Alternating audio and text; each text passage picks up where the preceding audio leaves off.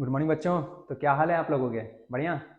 चलिए, तो पिछले क्लास में हम लोगों ने इलेक्ट्रिक चार्ज के बारे में पढ़ लिया था, हाँ, कि इलेक्ट्रिक चार्ज क्या होते हैं, उनकी प्रॉपर्टीज क्या होती हैं, वो कितने टाइप के होते हैं, वो सब चीजें हम लोगों ने पढ़ लिया था। अब आज हम लोग क्या पढ़ेंगे? हम लोगों ने ये भी देख लिया था कि चार्जेस सर आते कैसे हैं, बॉडी पे कैसे चार्जेस आते हैं। अगर इलेक्ट्रॉन लूज कर देंगे तो पॉजिटिव चार्ज, इलेक्ट्रॉन गेन कर लेंगे तो नेगेटिव चार्ज। अब सर ये प्रक्रिया कैसे होती है, ये इलेक्ट्रॉन का ट्रांसफर कैसे होगा? अगर कोई बॉडी आप कह रहे हैं कि इलेक्ट्रॉन ले लिया है तो कैसे लिया है, तो मेथड्स क्या है? तो मेथड्स के बारे में अब हम देखेंगे, मेथड्स ऑफ चार्जिंग। सबसे पहला क्या है? सबसे पहला अपना है फ्रिक्शन मेथड। फ्रिक्शन मेथड में होता क्या है, जब भी कोई दो बॉडीज हैं, दो बॉडीज आपस में रिलेटिव मोशन कर रही हो, दो बॉडीज आपस में क्या कर रही हो, रिलेटिव मोशन कर रही हो, तो हम कहते हैं उनके बीच में फ्रिक्शन फोर्स लग रहा है। उनके बीच में कौन सा फोर्स लग रहा है? फ्रिक्शन फोर्स लग रहा है। अगर दोनों रफ सरफेस हैं तो, अगर दोनों बॉडी का सरफेस जो है वो रफ इन सरफेस है तो ही ऐसा होगा सर, स्मूथ सरफेस के बीच में ऐसा नहीं होता। तो जब भी हम किसी दो बॉडीज को रब करेंगे तो रब करने की वजह से उन दोनों के बीच में रिलेटिव मोशन होगा, और जब रिलेटिव मोशन होगा तो हम कह सकते हैं कि उनके बीच में फ्रिक्शनल फोर्स लग रहा होगा, और फ्रिक्शनल फोर्स की वजह से क्या होता है सर, इलेक्ट्रॉन्स का ट्रांसफर होता है एक बॉडी से दूसरे बॉडी में। सपोज कीजिए सर हम इन दोनों को रब कर रहे हैं तो इलेक्ट्रॉन निकल के यहां से इस बॉडी में आ गया। सर कोई जरूरी है यहां से निकल के यहीं आएगा, इसमें से निकल के उसमें नहीं जा सकता? बिल्कुल जा सकता है, कहीं से भी उठ के कहीं भी जा सकता है। हमने मान लिया, एज्यूम करते हैं कि ऊपर वाले बॉडी से इलेक्ट्रॉन ट्रांसफर हो गया नीचे, ठीक है। अगर हो गया तो हमें पता लग गया कि सर यहां से इलेक्ट्रॉन जब निकल गया तो ये जो ऊपर वाला बॉडी होगा वो कैसा हो जाएगा सर? पॉजिटिव चार्ज हो जाएगा। क्यों सर? क्योंकि इलेक्ट्रॉन निकल रहा है, नेगेटिव चार्ज गया, नेगेटिव चार्ज गया तो क्या बचा? पॉजिटिव। तो ये वाला पॉजिटिव चार्ज हो जाएगा। इसके पास इलेक्ट्रॉन आ गया, इलेक्ट्रॉन आ गया तो नेगेटिव चार्ज आ गया। अगर नेगेटिव चार्ज आ गया तो ये कैसा हो जाएगा? नेगेटिवली चार्ज हो जाएगा। अब यहां से अगर इलेक्ट्रॉन जा रहा है तो इलेक्ट्रॉन का मास भी जा रहा है, इलेक्ट्रॉन का मास भी जा रहा है तो कहीं ना कहीं इस बॉडी का मास कम होगा। सर इसमें इलेक्ट्रॉन आ रहा है तो कहीं ना कहीं इलेक्ट्रॉन आने की वजह से मास ऑफ इलेक्ट्रॉन भी आ रहा है तो कहीं ना कहीं इस बॉडी का मास बढ़ जाएगा। क्लियर? चलिए लिख लीजिए फिर, ये हमारा नेगेटिवली चार्ज हो जाएगा, मास बढ़ेगा, ये हमारा पॉजिटिवली चार्ज हो जाएगा, मास घटेगा। और फ्रिक्शन होता क्या है? तो when there is relative motion between two bodies, electrons get transferred from one to the other. Sir ये क्या है, ऐसे ऐसे टक टक करने पे खटाखट आ रहा है? एक्चुअली में हुआ क्या था कि पिछले ही क्लास में अभी कुछ देर पहले रिकॉर्ड कर रहा था, और रिकॉर्ड कर रहा था, कुछ स्लाइड्स तक आगे बढ़ा और देखा तो फिर ये भाई साहब क्या हो गए थे, गर्म हो गए थे। ये इतने जल्दी गर्म हो जाते हैं, गर्म होने के बाद इनको इस्तेमाल नहीं कर सकते आप।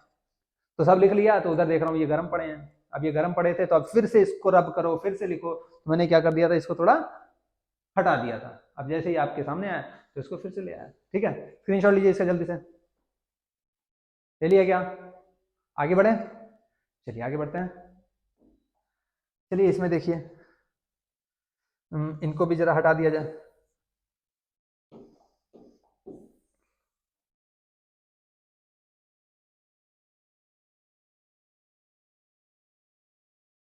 हट जा भाई, तू तू क्यों नहीं हट रहा? हाँ ठीक है, चलिए देखिए, इंडक्शन मेथड। दूसरा मेथड क्या है चार्जिंग करने का? इंडक्शन मेथड है। इंडक्शन मेथड होता क्या है सर? एक तो था फ्रिक्शन मेथड सर, जब दो बॉडी के बीच में रिलेटिव मोशन होता है तो फ्रिक्शनल फोर्स लगता है जिसकी वजह से इलेक्ट्रॉन्स का ट्रांसफर हो जाता है। इंडक्शन मेथड क्या होता है? ये होता है कि सर अगर एक चार्ज ऑब्जेक्ट रखा है, एक अनचार्ज ऑब्जेक्ट रखा है, तो इनको बिना छुआए, बिना टच कराए, ये क्या करेगा, जो चार्ज वाला ऑब्जेक्ट है ये अनचार्ज ऑब्जेक्ट में चार्ज को पैदा कर देगा। क्या करेगा? चार्ज को पैदा कर देगा। इसी को क्या कहते हैं?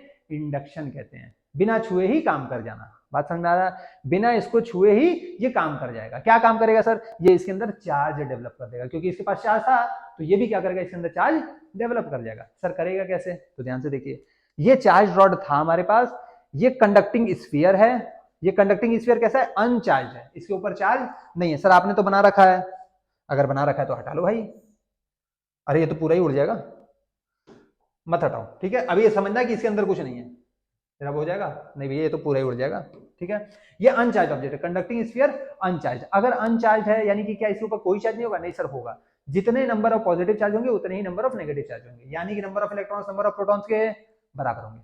हमने मान लिया कि सर इसके ऊपर 5 पॉजिटिव चार्ज है, 5 नेगेटिव चार्ज है। सर 6 हो गए तो अरे तू 7 मान ले भाई, तू 7 मान ले, तेरी मर्जी। ठीक है, कितना भी मान सकते हैं। हमने मान लिया कि सर इस पे 5 नेगेटिव चार्ज है, 5 पॉजिटिव चार्ज है, ताकि ये न्यूट्रल रह जाए। ये जो पॉजिटिव चार्ज है, ये पॉजिटिव चार्ज कहेगा बेटा नेगेटिव हमारे पास आओ, तो ये पॉजिटिव क्या करेगा? नेगेटिव को अपने पास बुलाएगा। ये पॉजिटिव कहेगा बेटा पॉजिटिव निकल जाओ, तो ये क्या करेगा? ये पॉजिटिव इसके पॉजिटिव को धक्का देके दूसरे साइड भेजेगा। क्लियर क्या? ये चार्ज ऑब्जेक्ट क्या करेगा? इसमें क्या किया, इसके पास पॉजिटिव नेगेटिव दोनों चार्ज थे, तो ये पॉजिटिव बोला नेगेटिव वालों इधर आओ, तो नेगेटिव वाले आ गए। ये कहा पॉजिटिव वालों कट लो बेटा वरना बड़े मारे जाओगे, तो पॉजिटिव वाले भाग गए। तो पॉजिटिव वाले दूसरे साइड, नेगेटिव वाले दूसरे साइड। सर क्या ये चार्ज हो गया? क्या ये चार्ज हो गया?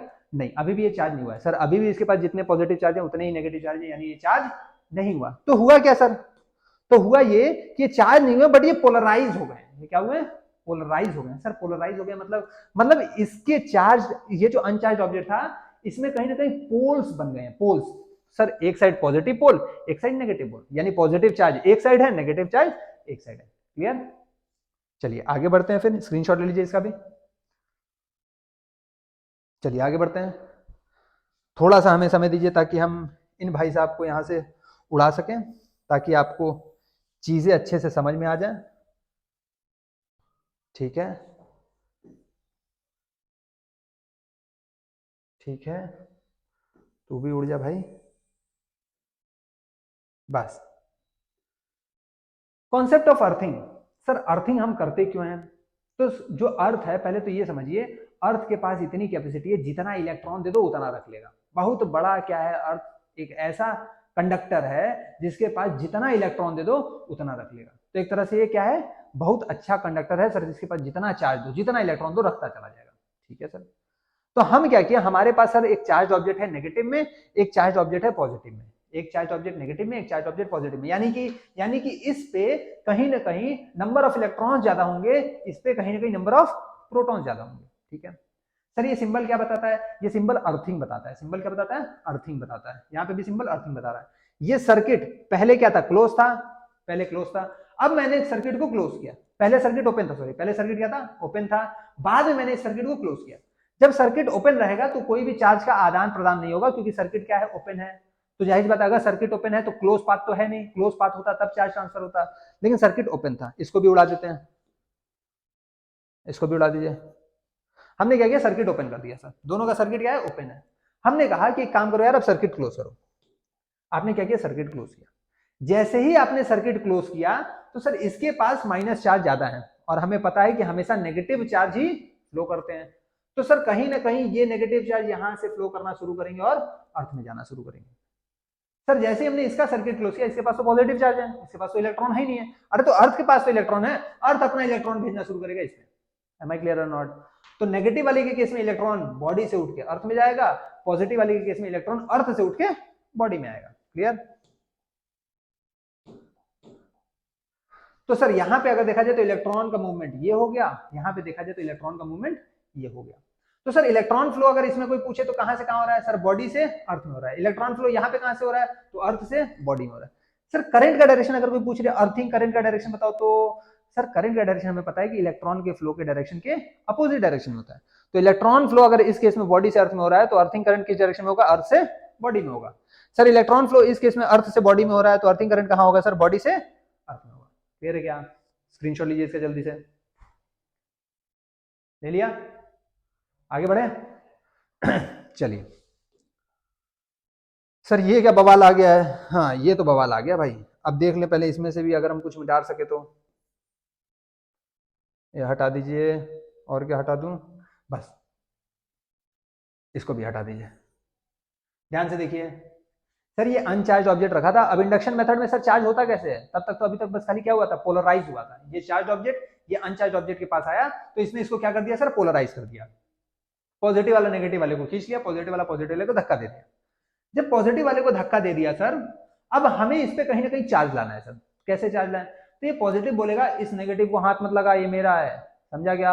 अपोजिट चार्ज है, मैं नहीं छोड़ रहा, मैं ना छोड़ रहा। तो ये पॉजिटिव वाला इसको तो छोड़ेगा नहीं, लेकिन इस पॉजिटिव वाले को कहेगा इसको ले जा, ये फोकट का बेटा इसको ले जा। तो ये पॉजिटिव चार्ज इस पॉजिटिव को कहीं ना कहीं भगाना चाह रहा है, लेकिन क्या पॉजिटिव भागेगा क्या? नहीं सर, भागने की क्षमता ही नहीं है, केवल नेगेटिव चार्ज भाग सकता है। तो ये कैसे भागेगा? सर ये नेगेटिव तो छोड़ नहीं रहा, पॉजिटिव को भगाना भी है, तो कहीं ना कहीं अगर मैं इलेक्ट्रॉन को यहां से यहां भेज दूं तो कहीं ना कहीं वो पॉजिटिव को खा जाएगा, इलेक्ट्रॉन प्रोटॉन को खा जाएगा, न्यूट्रल कर देगा सर। तो कहीं ना कहीं इलेक्ट्रॉन इसमें फ्लो होना शुरू हो जाएगा। जैसे ही मैं सर्किट क्लोज करूंगा, अर्थिंग करूंगा, अर्थ करने के बाद इलेक्ट्रॉन कहीं ना कहीं इस डायरेक्शन में फ्लो होना शुरू हो जाएगा। जब फ्लो होना शुरू हो जाएगा तो धीमे धीमे इलेक्ट्रॉन इन प्रोटॉन्स को खाता चला जाएगा, और कहीं ना कहीं इसमें सिर्फ नेगेटिव चार्ज बच जाएगा। फिर बाद में हम कहेंगे बेटा तेरा काम हो गया, तो निकल, बेटा तेरा काम हो गया, तू निकल। तो ये अलग निकल जाएगा और हम बाद में कह देंगे जो हमारा अनचार्ज ऑब्जेक्ट था वो क्या हो गया, चार्ज हो गया। क्लियर? क्या हमारा जो अनचार्ज ऑब्जेक्ट था वो कैसे हो गया, चार्ज हो गया। कौन सा मेथड लगा सर, इंडक्शन। क्या इसमें छुआएं क्या, नहीं सर, इसमें कोई भी टचिंग प्रोसेस नहीं हुआ, बिना टच के क्या किया, काम कर गया। कौन सा काम किया, तो सर चार्ज प्रोड्यूस कर गया। क्लियर? स्क्रीनशॉट लीजिए इसका जल्दी से। चलिए आगे बढ़ते हैं। अब सर हमारे पास दो स्फीयर है, ये भी हमारे पास कंडक्टिंग स्फीयर ही है, ठीक है। सारे कंडक्टिंग स्फीयर की बात कर रहे हैं, यहाँ पे लिखा था या नहीं लिखा था, कंडक्टिंग स्फीयर, ठीक है। हम जितने भी स्फीयर का बात कर रहे हैं सब कंडक्टिंग स्फीयर का बात कर रहे हैं। चलिए आगे बढ़ते हैं। अब हमारे पास दो स्फीयर है सर, ध्यान से देखिए, दोनों पास पास रखे हैं। अब अगर पास पास रखे हैं, ये पॉजिटिव चार्ज है, तो ये पॉजिटिव चार्ज कहेगा बेटा तुम क्या हो, ये भी अनचार्ज है और ये भी अनचार्ज है, दोनों अनचार्ज हैं अभी, ये भी अनचार्ज है, दोनों अनचार्ज हैं, यानी दोनों के पास number of electrons number of protons के बराबर। ये पॉजिटिव वाला है, इसके नेगेटिव को खींचेगा, कहेगा बेटा नेगेटिव दो। तो मान लो इसके पास 5 इलेक्ट्रॉन है अभी भी, 1 2 3 4 5। ये पॉजिटिव इसके पॉजिटिव को धकेलेगा, तो सर इसके पास 5 प्रोटॉन भी होना चाहिए तभी न्यूट्रल होता, तो 3 4 5। सर ये भी न्यूट्रल है, ये न्यूट्रल है, तो इस बार इसका जो पॉजिटिव वाला होगा बोलेगा अरे बेटा तू अपना नेगेटिव दे मेरे को, तो ये कहेगा ले बेटा मेरे पास भी 5 है, तू ले जा, 1 2 3 4 5। ये पॉजिटिव वाला कहेगा ओ चल बेटा अपने पॉजिटिव को पीछे भेज, तो इसका पॉजिटिव इधर आ जाएगा सर, 1 2 3 4 5। बताइए क्लियर है क्या सर? अगर इतना क्लियर है तो ये पॉजिटिव इस नेगेटिव को तो नहीं छोड़ रहा, ये पॉजिटिव इस नेगेटिव को तो नहीं छोड़ रहा, और ये पॉजिटिव जो है ये इस नेगेटिव को नहीं छोड़ेगा। सर ये पॉजिटिव इस नेगेटिव को नहीं छोड़ रहा, ये पॉजिटिव इस नेगेटिव को नहीं छोड़ रहा, तो करें क्या, एक काम कीजिए, अर्थिंग कीजिए और अर्थिंग से समझने का कोशिश कीजिए। सर अगर मैं इसको अर्थिंग कर दूं, ध्यान से देखिएगा, ये अर्थिंग और ये भी कहीं ना कहीं अर्थिंग, ठीक है। इसको लिख दें यहाँ पे या समझ जाएंगे, चलिए लिख ही देते हैं, अर्थिंग कर रहे हैं, ठीक है। और यहाँ पे भी क्या कर रहे थे, अर्थिंग कर रहे थे। अब हमको ये तो पता है सर कि ये जो पॉजिटिव चार्ज है इस नेगेटिव को तो नहीं छोड़ रहा, अगर इस नेगेटिव को नहीं छोड़ रहा तो इस पॉजिटिव को धक्का देने का कोशिश करेगा, ये पॉजिटिव भाग नहीं सकता, तो जाहिर सी बात है कहीं ना कहीं यहां से इलेक्ट्रॉन उठ के भागना शुरू करेगा। अरे भैया क्या है ये, बवाल है। हाँ ये ऐसे है सर, ठीक है। अभी सर्किट तो ओपन है सर, अब हम सर्किट को करेंगे क्लोज। जैसे ही हम इस सर्किट को करेंगे क्लोज, तो ये पॉजिटिव को धक्का देना शुरू करेगा, लेकिन पॉजिटिव जा नहीं सकता, तो कहीं ना कहीं यहां से इलेक्ट्रॉन उठ के सर इसमें आना शुरू हो जाएगा। बोलिए क्लियर या नहीं, इसमें से इलेक्ट्रॉन उठ के आना शुरू हो जाएगा सर, तो हमें पता लगेगा कि ये इलेक्ट्रॉन इस प्रोटॉन को खाना शुरू कर देगा और सिर्फ क्या बच जाएगा सर, इसमें इलेक्ट्रॉन बच जाएगा।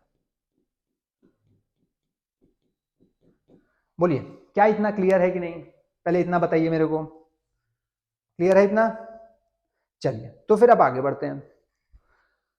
सर अगर इसमें देखा जाए तो सर इसमें इलेक्ट्रॉन भी है, इसमें प्रोटॉन भी है, ये पॉजिटिव जो है ये इस इलेक्ट्रॉन को छोड़ना नहीं चाह रहा था, ये पॉजिटिव जो है इस पॉजिटिव को धक्का देना चाह रहा था। अगर धक्का देना चाह रहा था तो पॉजिटिव को कहीं ना कहीं हटाना है, तो जैसे ही मैं सर्किट को क्लोज करूंगा तो सर पॉजिटिव तो भाग नहीं सकता, तो फिर अर्थ से क्या होगा सर, अर्थ से फिर इलेक्ट्रॉन फ्लो होना शुरू हो जाएगा इस डायरेक्शन में, और जैसे ही फ्लो होना शुरू हो जाएगा ये क्या करेगा, इसको खाना शुरू कर देगा, खाना शुरू कर देगा, और ये सिर्फ और सिर्फ इसमें भी क्या बच जाएंगे, नेगेटिव चार्ज बच जाएंगे।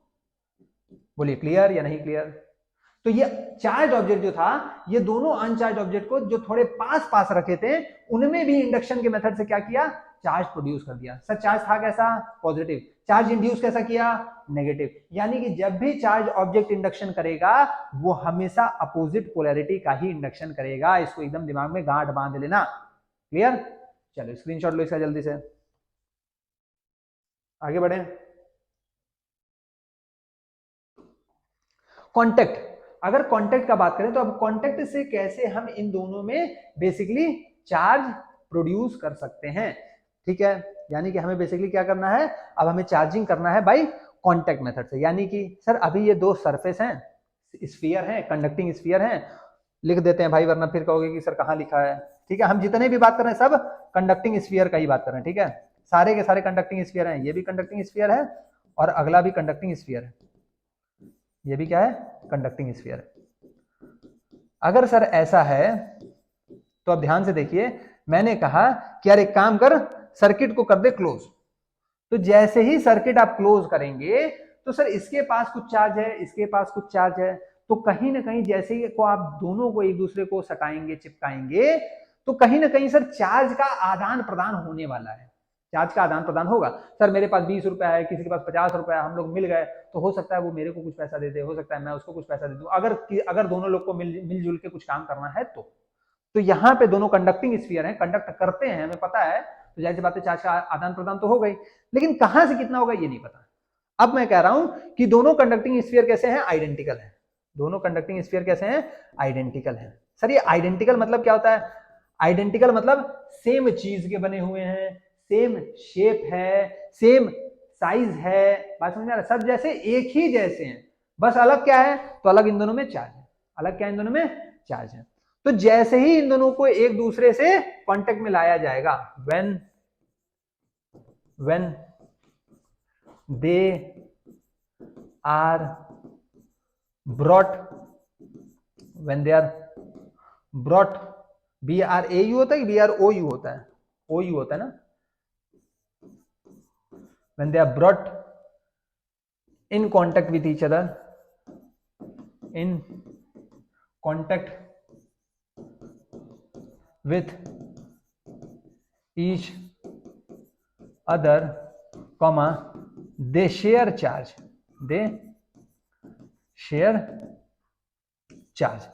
सर कैसे ये शेयरिंग होती है, तो देखिए जैसे ही मैं इन दोनों को जोड़ूंगा तो हम कह सकते हैं therefore on connecting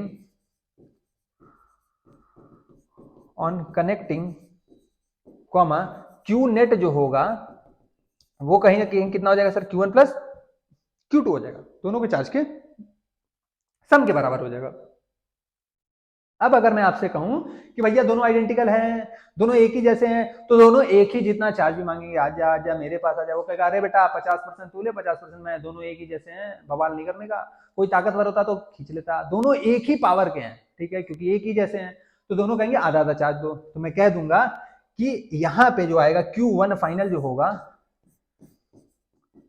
Q1 final is equal to Q2 final होगा, और वो कितना होगा, तो सर वो जो होगा वो दोनों का सम जो नेट चार्ज है उन दोनों का कितना होगा सर, तो आधा होगा। बोलिए क्लियर या नहीं सर, ये आप कैसे कह सकते हैं, तो इसका डेरिवेशन हम कैपेसिटेंस चैप्टर में पढ़ेंगे, ठीक है, जब हम दूसरा चैप्टर अपना स्टार्ट करेंगे तो हम उस चैप्टर में बेसिकली पोटेंशियल वाले चैप्टर में हम पढ़ेंगे कि कैसे ये आधा आधा चार्ज शेयर करें। लेकिन अभी के लिए याद रखना है, अगर आइडेंटिकल कंडक्टिंग स्फीयर्स हैं, उन दोनों को टच करा दिया जाए तो कहीं ना कहीं चार्ज का ट्रांसफर होगा। चार्ज का कितना ट्रांसफर होगा, ऐसा ट्रांसफर होगा कि फाइनली दोनों पे सेम चार्ज रहेंगे। क्लियर, स्क्रीनशॉट लीजिए इसका, आगे बढ़े, चलिए अगला सवाल देखते हैं। ग्रेविटेशनल फोर्स, इलेक्ट्रोस्टैटिक फोर्स, इन दोनों में क्या कंपैरिजन है, क्या सिमिलैरिटी है, तो देखिए हम बताते हैं क्या सिमिलैरिटी है। अगर ग्रेविटेशनल फोर्स का बात करें तो ये हमें बताता है सर जो ग्रेविटेशनल फोर्स होता है वो डायरेक्टली प्रोपोर्शनल होता है प्रोडक्ट ऑफ मासेस के, प्रोडक्ट ऑफ मासेस के। जो इलेक्ट्रिक फोर्स होता है, इलेक्ट्रोस्टैटिक फोर्स, वो कहता है कि ये प्रोपोर्शनल होता है, डायरेक्टली प्रोपोर्शनल होता है प्रोडक्ट ऑफ चार्जेस के, प्रोडक्ट ऑफ चार्जेस के। फिर हमें पता है कि जो ग्रेविटेशनल फोर्स होता है वो इनवर्सली प्रोपोर्शनल होता है 1/r² के, square of the distance between masses के। यहाँ पे क्या होता है सर, यहाँ पे भी इलेक्ट्रोस्टैटिक फोर्स जो होता है वो इनवर्सली प्रोपोर्शनल होता है square of the distance between charges के, ठीक है। तो यहां से हम कह सकते हैं therefore Fg is directly proportional to m1 m2 by r², so Fg is equal to g m1 m2 by r²।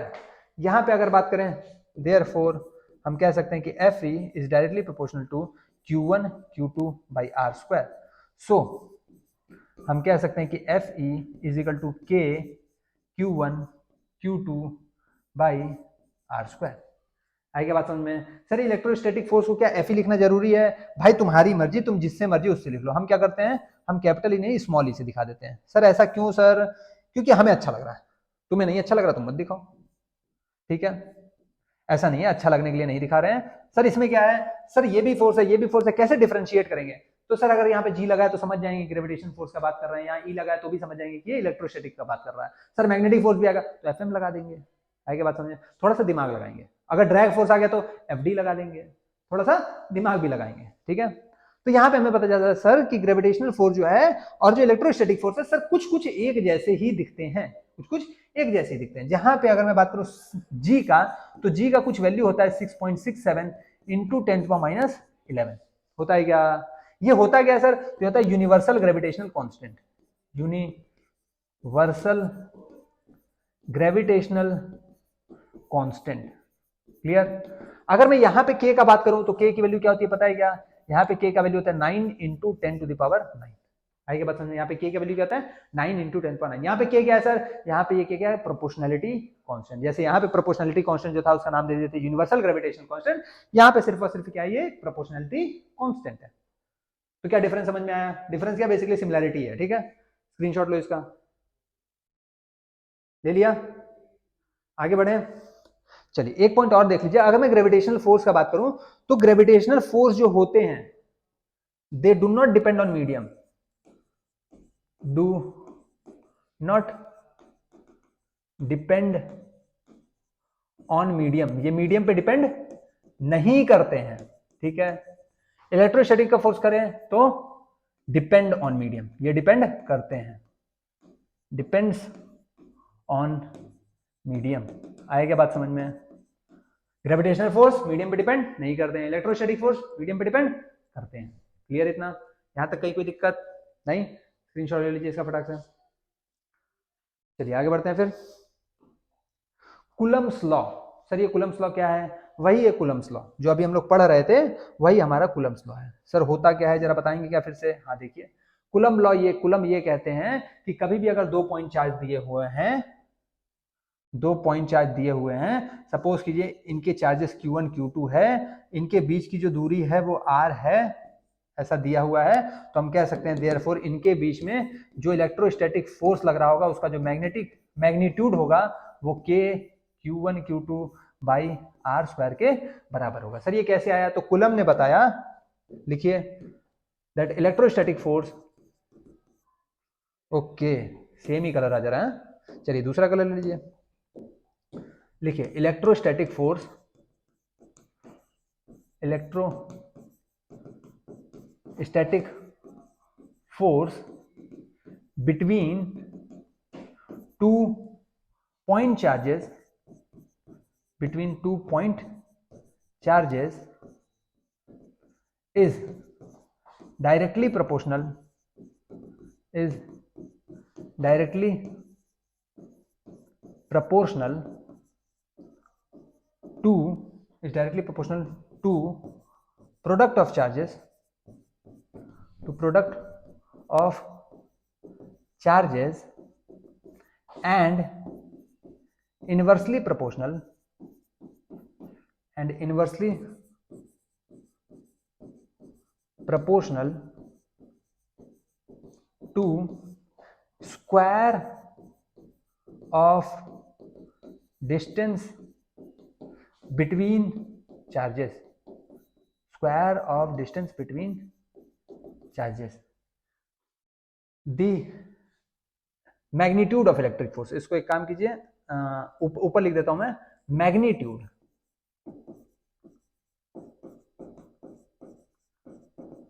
magnitude of electric force between 2 point charges is directly proportional to product of charges and inversely proportional to square of distance between them। तो ये Fe है क्या sir mod के अंदर? ये mod के अंदर क्या रिप्रेजेंट कर रहा है? Magnitude of electrostatic force, magnitude of electrostatic force. आए क्या बात समझ में? अगर कोई भी फिजिकल क्वांटिटी ऐसे मॉड के अंदर रखा है, इसका मतलब हम उसके सिर्फ मैग्नीट्यूड के बारे में बात कर रहे हैं, सिर्फ उसकी न्यूमेरिकल वैल्यू की बात कर रहे हैं। मैग्नीट्यूड यानी कि सिर्फ उसकी न्यूमेरिकल वैल्यू की बात कर रहे हैं। सर Fe तो एक वेक्टर क्वांटिटी है, तो इसका क्या होगा? डायरेक्शन भी होगा। तो हाँ, हम यहाँ पे डायरेक्शन का भी बात नहीं कर रहे हैं, हम सिर्फ किस चीज का बात कर रहे हैं? हम सिर्फ इसके मैग्नीट्यूड का बात कर रहे हैं कि मैग्नीट्यूड क्या होगा? हमेशा डायरेक्टली प्रोपोर्शनल होगा प्रोडक्ट ऑफ चार्जेस के, इनवर्सली प्रोपोर्शनल होगा square of the distance between charges के। यहाँ पे K क्या है? तो K प्रोपोर्शनैलिटी कांस्टेंट है, जिसकी वैल्यू क्या होती है? तो ये होता है 1/4 पाई एप्सिलॉन नॉट, जिसकी वैल्यू क्या होती है? 9 इंटू 10⁹9। अगर यहाँ पे कोई एप्सिलॉन नॉट पूछे क्या है, तो एप्सिलॉन नॉट होता है परमिटिविटी ऑफ फ्री स्पेस। क्या होता है? Permittivity of free space. ठीक है, जब यहाँ पे k की वैल्यू 9 इंटू 10⁹ रखेंगे तो यहाँ पे एप्सिलॉन नॉट को इधर भेज के जब इसकी वैल्यू इधर भेजेंगे तो एप्सिलॉन नॉट की भी एक वैल्यू आ जाएगी जो कि क्या होगी, कोई बता सकता है क्या? एप्सिलॉन नॉट की भी एक वैल्यू आती है जो कि कितनी आती है, कोई भी नहीं? तो यहाँ पे आज आप लोग रख के देखेंगे कि एप्सिलॉन नॉट की कितनी वैल्यू आ रही है। ठीक है, 8.8 इंटू 10⁻11 समथिंग आती है। ठीक है, चलिए देखिए इसको, स्क्रीनशॉट लीजिए इसका, ले लिया क्या? आगे बढ़े फिर, जल्दी लीजिए।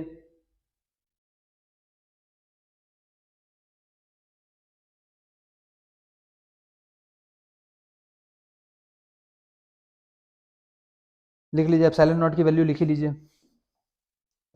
8.8 इंटू 10⁻12 आती है। ठीक है, कुछ ऐसे ही अप्रोक्स आता है, 8.87 या पता नहीं कितना आता है, 8.8 इंटू 10⁻12 10⁻12 के पावर में रहता है। ठीक है, तो कूलम्स लॉ क्या बताता है? बताता है कि अगर दो पॉइंट चार्जेस हैं, पॉइंट चार्जेस याद रखना है, ये कभी भी कूलम्स लॉ कोई दूसरे चार्जेस के बीच में मत लगा देना कि सर कोई बड़ा चार्ज है, स्फीयर है, कोई रॉड है, उनके बीच में लगा दी, नहीं भैया, सिर्फ और सिर्फ पॉइंट चार्जेस के बीच में। तो उनका जो मैग्नीट्यूड होता है वो directly proportional to product of charges होता है, inversely proportional to square of the distance between them होता है। मैं देखो भैया रिकॉर्डिंग हो रही कि नहीं हो रही है। ठीक है, तो आएगा बात समझ में कूलम्स लॉ? चलिए स्क्रीनशॉट ले लिया इसका, आगे बढ़े। चलिए आगे बढ़ते हैं फिर, परमिटिविटी ऑफ फ्री स्पेस। अब ये परमिटिविटी ऑफ फ्री स्पेस होता क्या है सर, जो भी हम लोग बात कर रहे थे, परमिटिविटी ऑफ फ्री स्पेस। देखिए सर, हर एक मीडियम की परमिटिविटी है, हर एक मीडियम की। अभी ये फ्री स्पेस का बात कर रहा है, यानी वैक्यूम का बात कर रहा है। ठीक है, परमिटिविटी ऑफ मीडियम भी हो सकता है सर। अब जैसे यहाँ पे रिलेटिव परमिटिविटी आ गई, परमिटिविटी ऑफ मीडियम के बारे में नहीं बात किया, तो हम सब बात कर लेते हैं। परमिटिविटी ऑफ फ्री स्पेस यानी कि सर फ्री स्पेस जो है, वैक्यूम है, वो कुछ ना कुछ परमिट करता होगा, तभी उसका नाम परमिटिविटी पड़ा है। और अगर वही चीज मीडियम हो जाए, वाटर हो जाए, अल्कोहल हो जाए, तो परमिटिविटी ऑफ मीडियम हो जाएगा। ये परमिटिविटी होता क्या है?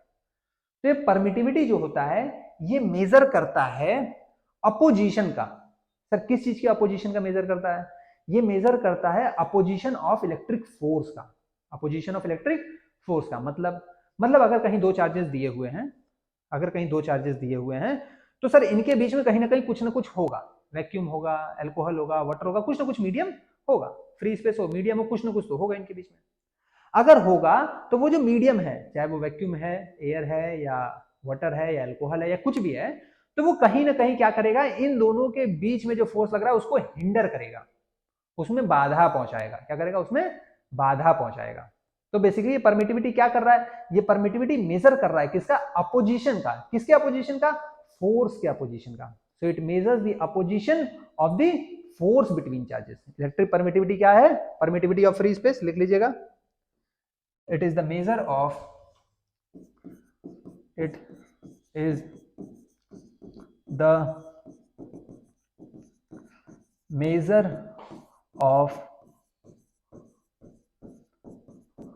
opposition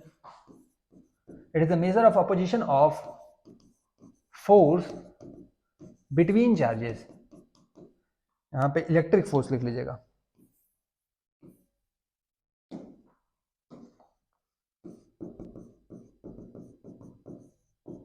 electric force between charges. आया क्या बात समझ में? और एप्सिलॉन नॉट की वैल्यू तो आपने पढ़ ही ली है, जो कि कितनी होती है? 8.8 समथिंग इंटू 10⁻12 होती है। क्लियर? अच्छा, तो it is the measure of opposition of electric force between charges. Epsilon not की वैल्यू सर इतनी होती है, बहुत अच्छी होती होगी सर। रिलेटिव परमिटिविटी क्या है? रिलेटिव परमिटिविटी पे पहुंचने के पहले आपने क्लास 11th में यूनिट एंड डायमेंशन चैप्टर पढ़ा था क्या? हाँ पढ़ा तो था सर। तो जरा इधर आ जाइए, इधर हमने कुछ फॉर्मूला पढ़ा है, वहां से जरा यूनिट निकाल के देखते हैं। सर अगर इसका मैं बात करूं, मैं कहूं जी का आपने वैल्यू तो बता दिया सर, आपने ये वैल्यू तो बता दिया, इस जी का यूनिट क्या होगा?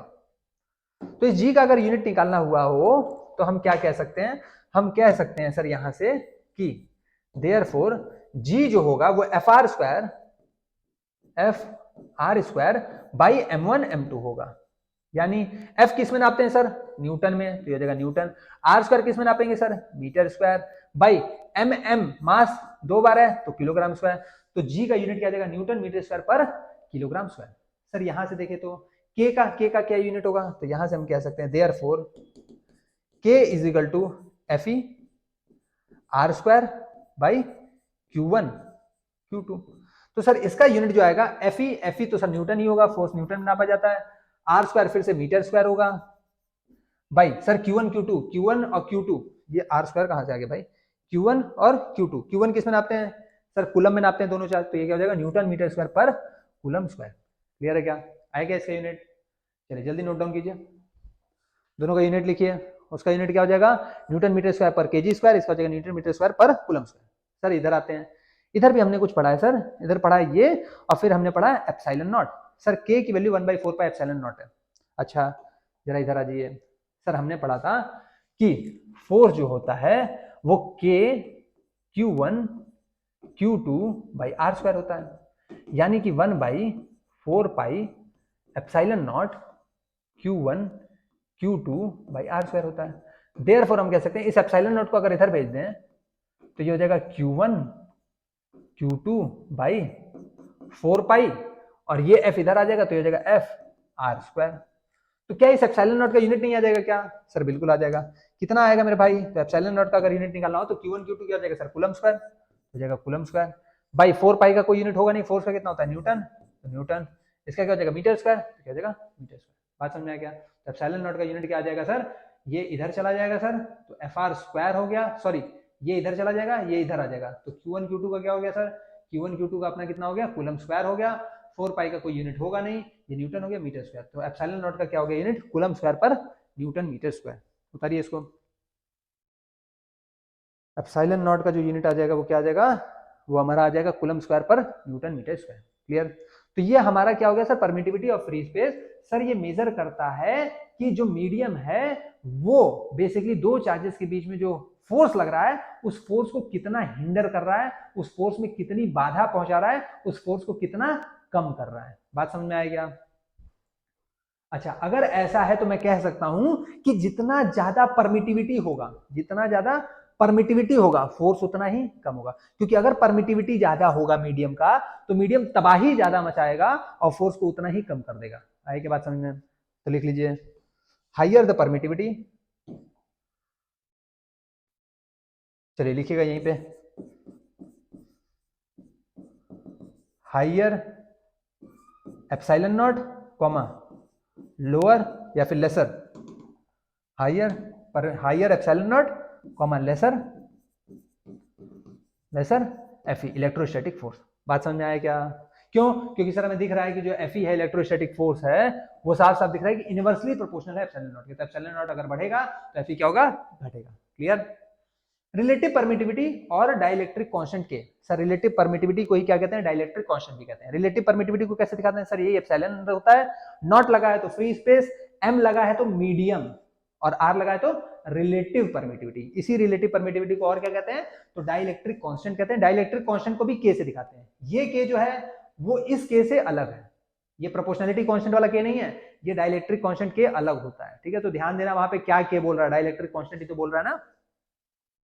रिलेटिव परमिटिविटी होता क्या है, तो याद कीजिए आपने पढ़ा होगा रिलेटिव डेंसिटी, पढ़ा है। रिलेटिव डेंसिटी में आपने पढ़ा था कि density of substance by density of water, यही तो पढ़ा था कि कितना डेंसिटी है सब्सटेंस का बटे कितना डेंसिटी है वाटर का, वो रिलेटिव डेंसिटी दे देता था सब्सटेंस का, ये देता था। अगर ऐसा है तो अब रिलेटिव परमिटिविटी क्या होगा सर, तो कुछ ऐसा ही होगा सर। तो रिलेटिव परमिटिविटी जो होता है एप्सिलॉन आर या फिर डाइलेक्ट्रिक कांस्टेंट, ये होता है sir epsilon M by epsilon naught. ये एप्सिलॉन एम क्या होता है, तो ये होता है सर परमिटिविटी ऑफ मीडियम,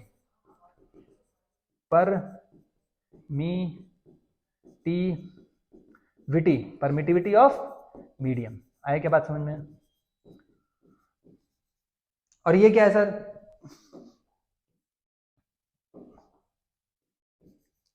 ये क्या है सर एप्सिलॉन नॉट, तो ये permittivity of free space,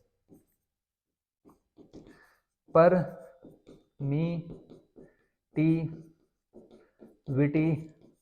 of free space.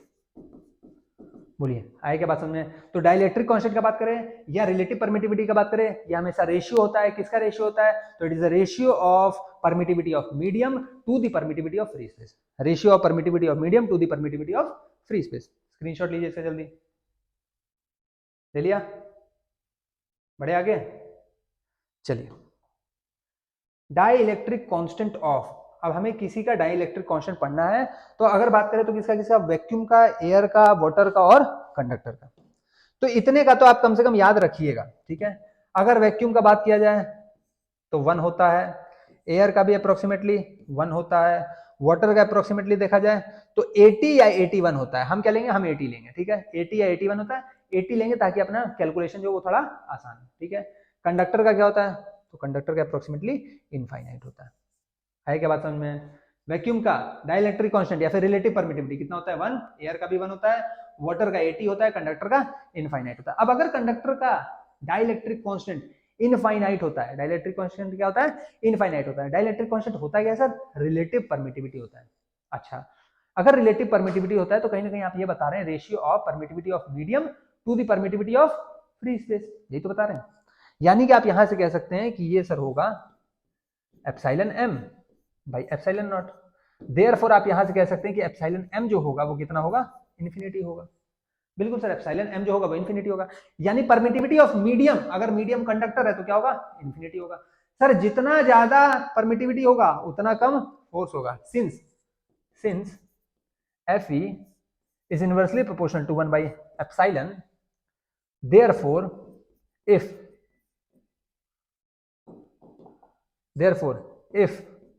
epsilon is tending या फिर is equal to infinity, therefore force, electrostatic force लगेगा वो कितना होगा? 0 होगा। क्या बात समझ में आएगा? सर हमने अभी यहाँ पे पढ़ा था, यहाँ पे हमने पढ़ा था, कहाँ गया? ये तो यहां से हम कह सकते हैं देयरफॉर Fe जो है वो इनवर्सली प्रोपोर्शनल है 1 बाई एप्सिलॉन के, ठीक है। वो एप्सिलॉन नॉट भी हो सकता है, वो एप्सिलॉन एम भी हो सकता है, वो एप्सिलॉन आर भी हो सकता है, ठीक है। अच्छा सर इधर आइए, एप्सिलॉन नॉट हो सकता है, एप्सिलॉन एम हो सकता है। अच्छा इधर आइए सर, अगर इसका बात करें सर तो आपने कहा कंडक्टर का रिलेटिव परमिटिविटी क्या होता है? इन्फिनिटी होता है। तो रिलेटिव परमिटिविटी होता है मीडियम बाई फ्री स्पेस का परमिटिविटी। इसको इधर भेज देंगे सर तो भी इनफाइनाइट रह जाएगा। तो रिलेटिव, तो परमिटिविटी ऑफ मीडियम क्या आ जाएगा? इनफाइनाइट आ जाएगा। इलेक्ट्रोस्टैटिक फोर्स जो होता है वो परमिटिविटी पे डिपेंड करता है, परमिटिविटी ऑफ फ्री स्पेस हो चाहे medium, permittivity of free space हो चाहे मीडियम। तो यहाँ पे अपना क्या आ जाएगा? ये परमिटिविटी ऑफ मीडियम आ जाएगा, ठीक है। अगर परमिटिविटी ऑफ मीडियम आ गया तो हम कह सकते हैं देयरफॉर इफ एप्सिलॉन इन्फिनिटी हो गया, ये इन्फिनिटी हो गया तो ये अगर बढ़ रहा है तो ये घटेगा, ये बहुत ज्यादा बढ़ गया तो ये बहुत ज्यादा घट जाएगा। तो अगर एप्सिलॉन एम इन्फिनिटी हो गया तो Fe क्या हो जाएगा? 0 हो जाएगा। यानी कि यहाँ पे लिख लीजिएगा it may be epsilon not और एप्सिलॉन एम, ठीक है। मीडियम का हो चाहे फ्री स्पेस का हो, सर बात तो वही है, क्योंकि हमें क्या देखना है? हमें सिर्फ उसका परमिटिविटी देखना है। क्लियर? स्क्रीनशॉट लीजिए इसका जल्दी, ले लिया क्या? आगे बढ़े, चलिए। तो ये तो हो ही गया अपना medium dependence of electrostatic force. Electrostatic force जो है वो कैसे मीडियम पे डिपेंड करता है? तो सर अभी हमने देखा, चलिए फिर से देख लेते हैं। हमने कहा कि सर ये फ्री स्पेस है, ये फ्री स्पेस है, ठीक है सर। और यहां पे सर हम मीडियम रख देते हैं, यहां पे हम मीडियम रख देते हैं, ठीक है। तो यहां पे सर जो परमिटिविटी होगा, परमिटिविटी ऑफ फ्री स्पेस होगा, यहां पे क्या होगा सर? परमिटिविटी ऑफ मीडियम होगा। तो हम कह सकते हैं कि सर यहाँ पे जो इलेक्ट्रोस्टैटिक फोर्स होगा, medium dependence of electrostatic force पूछ रहा है, तो जो इलेक्ट्रोस्टैटिक फोर्स का जो मैग्नीट्यूड होगा वो होगा K Q1 Q2 by R square, यानी कि 1 by 4 pi epsilon naught Q1 Q2 by R square. और वहीं अगर मैं इसका बात करूं तो यहाँ पे जो Fe होगा, यहाँ पे जो Fe होगा वो भी होगा sir K Q1 Q2 by R square. और अगर ऐसा है तो हम इधर कह सकते हैं 1 बाई 4 पाई, सर अब यहाँ पे एप्सिलॉन नॉट ना आगे क्या आ जाएगा? एप्सिलॉन एम आ जाएगा, और ये हो जाएगा Q1 Q2 by R square, ठीक है। अब हमें पता है कि since epsilon R is equal to epsilon M by epsilon naught, therefore हम कह सकते हैं कि एप्सिलॉन एम जो होगा वो epsilon R into epsilon naught होगा, कह सकते हैं। सो जो एफ ई होगा इस केस में वो अपना क्या हो जाएगा सर, वो हो जाएगा 1/4 pi epsilon m epsilon naught Q1 Q2 by R square. ठीक है, इस एफ ई का मैं नाम क्या दे देता हूं, इस एफ ई का मैं नाम दे देता हूं Fe1। ठीक है, इसका मैं नाम क्या दे दिया Fe1, या फिर एक काम करो इस एफ ई का नाम दे दो F1। ठीक है, से मैंने नाम दे दिया इसको F1। तो सर अगर यहां पे देखें तो ये हो जाएगा 1/4 pi epsilon naught Q1 Q2 by R square और इंटू 1/एप्सिलॉन m। बोलिए कोई दिक्कत, कोई दिक्कत यहां तक? हमने क्या किया, हमने कहा सर ये जो एफ ई होगा वो 1/4 पाई, हमें क्या चाहिए था, हमें चाहिए था एप्सिलॉन m चाहिए था, क्योंकि यहाँ पे एप्सिलॉन m है। तो एप्सिलॉन m क्या हो जाएगा sir, epsilon not into epsilon r हो जाएगा। तो epsilon not into epsilon r होगा ना मेरे भाई, यहाँ पे तो एप्सिलॉन m है ही है, तो ये तो एप्सिलॉन r होगा, ये एप्सिलॉन r होगा, ये भी एप्सिलॉन r होगा। ठीक है, यहाँ पे एप्सिलॉन r हो जाएगा, यहाँ पे भी एप्सिलॉन r हो जाएगा। और हमें पता है कि ये वाली जो क्वांटिटी है 1/4 pi epsilon naught Q1 Q2 by R square, ये 1/4 pi epsilon naught Q1 Q2 by R square यानी कि F1 के बराबर है, और हम इसको नाम देते हैं F2। F2 से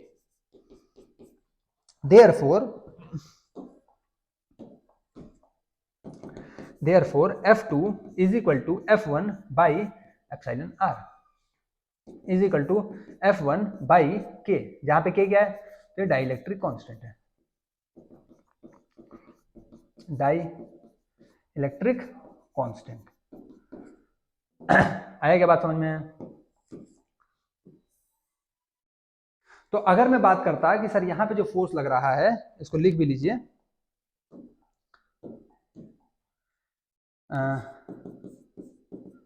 इलेक्ट्रोस्टैटिक फोर्स यहां पे मान लीजिए F1 और यहां पे इलेक्ट्रोस्टैटिक फोर्स मान लीजिए F2, इलेक्ट्रोस्टैटिक फोर्स बराबर F2। ठीक है, तो हमारा रिलेशन आ गया कि जो F2 होगा सर, जो F2 होगा मीडियम में जो होगा वो F1 के बराबर तो होगा, लेकिन हमें उसको डिवाइड करना होगा किससे, डाइलेक्ट्रिक कांस्टेंट से। अगर हम जो फ्री स्पेस में था उस फ्री स्पेस का फोर्स निकाल के डाइलेक्ट्रिक कांस्टेंट से डिवाइड कर दें तो अपने मीडियम का फोर्स आ जाएगा। क्लियर? तो मीडियम का फोर्स अगर निकालना होगा तो क्या करेंगे सर, फ्री स्पेस का फोर्स निकाल लेंगे, फ्री स्पेस में फोर्स निकाल लेंगे दोनों चार्जेस के बीच में, और क्या कर देंगे, डाइलेक्ट्रिक कांस्टेंट से डिवाइड कर देंगे, तो हमारा क्या आ जाएगा, मीडियम में फोर्स आ जाएगा चार्जेस के बीच में। क्लियर? नोट कीजिए, स्क्रीनशॉट लीजिए, जल्दी ले लिया? चलो आगे बढ़ते हैं।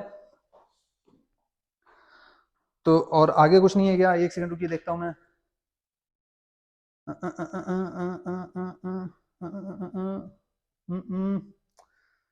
तो मीडियम डिपेंडेंस हो गया, तो बस आज के लिए बस इतना ही करते हैं, मिलेंगे फिर हम अगले दिन। अब अगले दिन हम क्या पढ़ेंगे, मीडियम डिपेंडेंस देख लिए, अब हम देखेंगे फ्रैक्शनल चेंज इन फोर्स क्या होता है, अगर मीडियम आ जाएगा तो परसेंटेज चेंज कितना होगा, अगर वो आ जाएगा तो जो फोर्सेज होते हैं उनका क्या इंपॉर्टेंट पॉइंट्स है, वो फोर्सेज कैसे फोर्सेज होते हैं, उनकी क्या प्रॉपर्टीज होती है, तो हम फोर्सेज के प्रॉपर्टीज के बारे में भी पढ़ेंगे। क्लियर? तो फिर मिलते हैं अगले दिन अगले टॉपिक पे, टिल देन टेक केयर।